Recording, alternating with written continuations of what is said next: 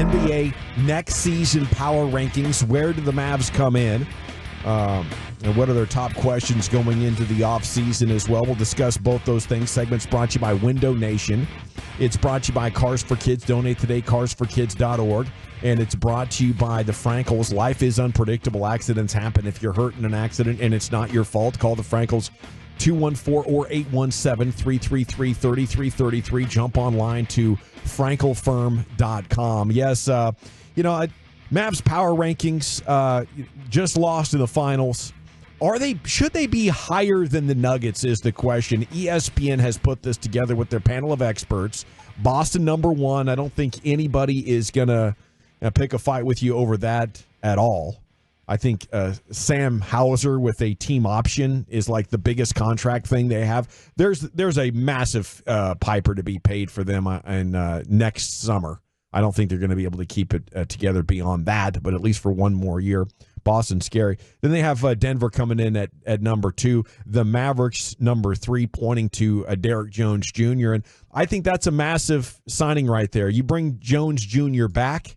I'm comfortable with you being the second best team in the West behind Denver. We'll see if it comes to it, who wins that playoff series. But I think if you do lose Derrick Jones Jr., the Pandora's box reopens, and you're somewhere between third and fourth best in play-in. I think he is that important. What do you guys say? Derrick Jones Jr. being that important? Yeah, I do. I totally get what you're saying, because the backbone of this team was the defense once the trade deadline went through, and now they had enough pieces to play defense the way Jason Kidd wanted to go ahead and do that. So I'm with you. He, as a point of attack defender, is hugely important. But can you replace that? Can you replace that at some level with somebody who's got a little bit more of a repertoire offensively? I think that would be in a perfect world. So I do think he's a huge aspect of this offseason. He's really the only big question of a guy like, are you going to lose him? How can you go about keeping him? And how much do they just decide, you know what, in the interim, this is going to hurt really bad defensively, but if we want to be a championship team, we are going to have guys that have a little bit more than just sort of a one-trick pony skill set. Yeah, I could see that. It opens up your upside. If you're like, let's take this plunge, let's take this leap of faith, we can find a better option than Derrick Jones Jr. And maybe that works out. You have the second rounder, you have Josh Green, you have Jaden Hardy to trade, you have Tim Hardaway Jr.'s salary, or Kleba, depending on what somebody else wants. I'd be really interested to know what I could get for that. I would like to know the answer to that before I let Derrick Jones Jr. go. For sure. I wonder what they feel, and they know more than we do, but they drafted Omax Prosper to be a guy with that similar skill set to what Derrick Jones Jr. provides for you. Now, offensively, his game not quite as developed either. So I think that's something where if they were to lose Derrick Jones Jr. internally, maybe they're feeling like Omax is a good option to step up and be a guy that can fill those minutes. But, yeah, I mean, it is kind of nice that we're going into an offseason. He's the only guy that we're, like, super worried about. Are they able to retain? I am okay with them still being behind Denver. I would have been fascinated with how that series would have looked if the two of them had have gone to play, and we didn't get to see that. So just the fact that Denver's got that championship resume, Mavs are still looking to try and get that, I'm okay with them still being just behind the Nuggets for right now. I'd love how we'd match up against the Nuggets, though. I'm not scared of anything on their perimeter, and multiple big guys throw at Jokic. Yeah. I think Minnesota showed that can be very valuable. Absolutely. I think a team that got experience in this playoffs and they're really young is that Oklahoma City bunch. They have them 5th. Minnesota 4th, OKC 5. Man, I don't know. I think that they might be sleeping on that bunch a little bit. By the way that they exited, in the playoffs and stuff, they were the number 1 seed, but they were super, super young. But you look at all their core players, it's either rookies or second-year players, their best player is a fifth-year player.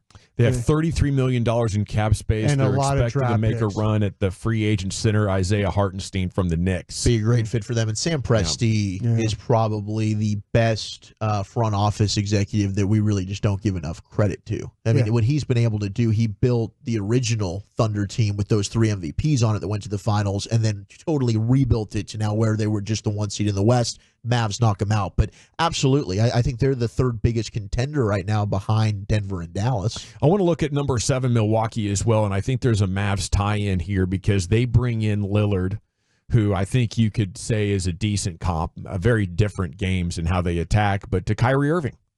And what do they give up? Brogdon and Drew Holiday. And I'm sure Giannis was hurt. We didn't get to see them, but they were never right. They bring in Lillard, smaller offensive guard. They get rid of absolute dog 2 guard in Brogdon, perfect guy to bring off the bench, gives you some offensive game, great defender. And Drew Holiday, maybe the best defending guard in the league from what I saw over the last couple of weeks. For sure. And they made them worse, didn't it?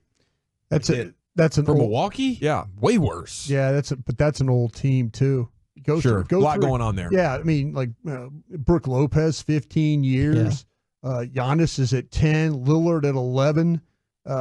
Middleton is 11. Crowder's 11. Pat Beverly 11. I mean, they've got a lot of just veteran dudes that to me, I see that arrow going down. I know we all talked about Giannis and that, and he was banged up, but to me, they just got too. I think they're heading in the wrong direction as well. But I think moving away from defenders with versatile skill sets for a scoring smaller guard takes you farther away from a championship, and that's all. You know how I feel about Lillard. Yeah, no, it is not we're going to punt on our defensive player to bring in an offensive player. It's trying to, can we get a guy who's a little bit more two-way and a little bit more trustworthy with the ball in his hands, or a little bit more of a consistent three-point threat, something like that. But the defense that Derrick Jones Jr. brings to the table cannot be overstated and would be missed hugely if they decide, or he decides maybe, that he can get so much more money elsewhere that they might not even have a chance at this. I was reading how they have a couple of ways if you can move on from a Maxi Kleba or something like that, and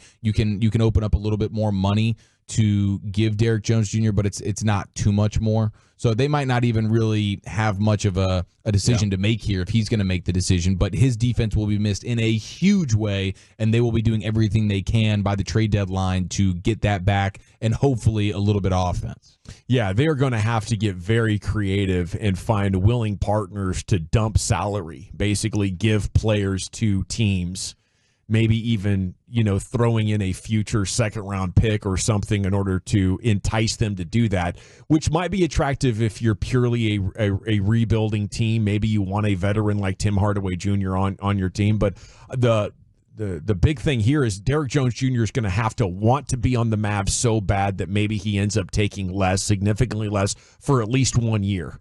And coming off the stretch that I did, knowing that how my career has looked up into this point, I think that'd be too risky, especially how things cooled off for me significantly in these finals. 100%. Because before the finals, he was sitting down saying he wants to be here. He doesn't want to leave. He's going to do everything he can to remain a Maverick. But money talks. When you get into those contract negotiations, you're realizing, oh, wow, I really have the ability, if I go somewhere else that can pay me more, it's going to be hard possibly to turn that down when he's in that decision.